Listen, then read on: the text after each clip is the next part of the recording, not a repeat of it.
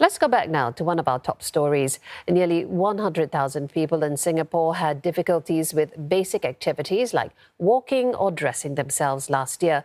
More than 69,000, or 7 in 10, were seniors 65 and above.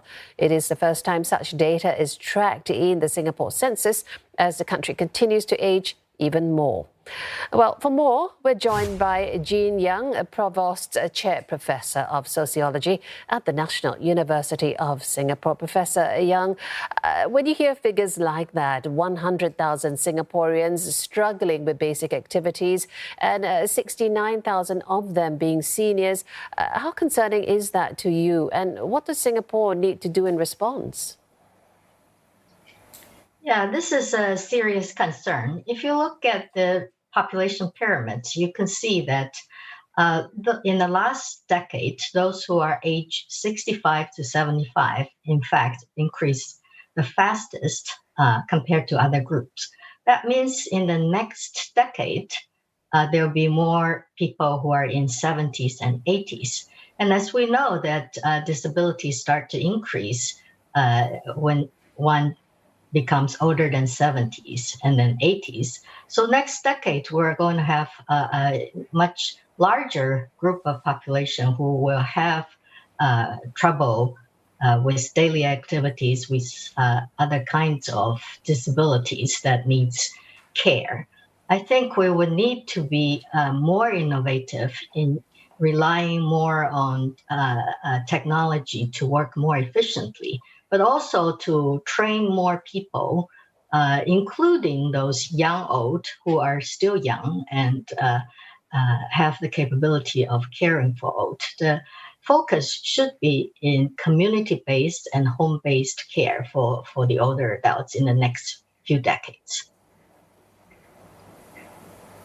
Professor Yeung, we've also got shrinking household sizes. They fell from 3.5 to 3.2 persons between the years 2010 and 2020. What are the downsides of this trend? Is it expected to continue?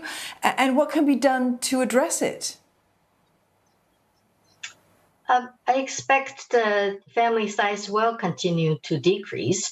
This trend is at least for two reasons. One, those who are married are having fewer children. And secondly, there are more people remaining unmarried. And in fact, the proportion of people who are living alone has been increasing and will continue to increase. So this is something that I think a trend that will continue, and it's important to pay attention to. When you look at the entire census and all the data that's come out of this report this week, what to you are the more pressing challenges that are really confronting Singapore? Well, I think two issues that we have talked about, the rapid growing aging trend, and secondly, the fertility is going down and marriage rate is also declining. So there are a lot of things we can do still to improve these trends. Number one, I think, reduce the gender inequality at the workplace and at home. Singapore women are very highly educated now, and they have high aspiration for self-development and their own careers. The harder it is for them to get ahead at the workplace, the more hesitant they will be to think about getting married and having children.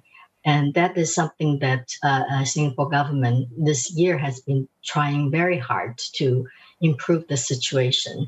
There's, of course, more long-term improvement and policy measures to make things easier for young couples to handle both work and family, like much more flexible work hours and increased paternity leave, for example. Those are things that can still be done. And of course, increase the affordable and high quality daycare is very, very important. And those are things that the government has been working quite hard on in the last few years.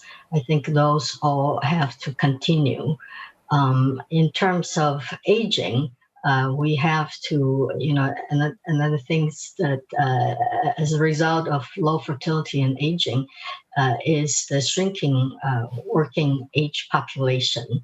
And for that, we have been postponing the retirement age and focusing on enhancing the human capital of the population of all ages, from young to old, and to learn new skills, to work more efficiently, and also to keep everyone healthy and have a better well-being and happier too as a society. I think all of those are things that we can do just looking from the numbers from the census.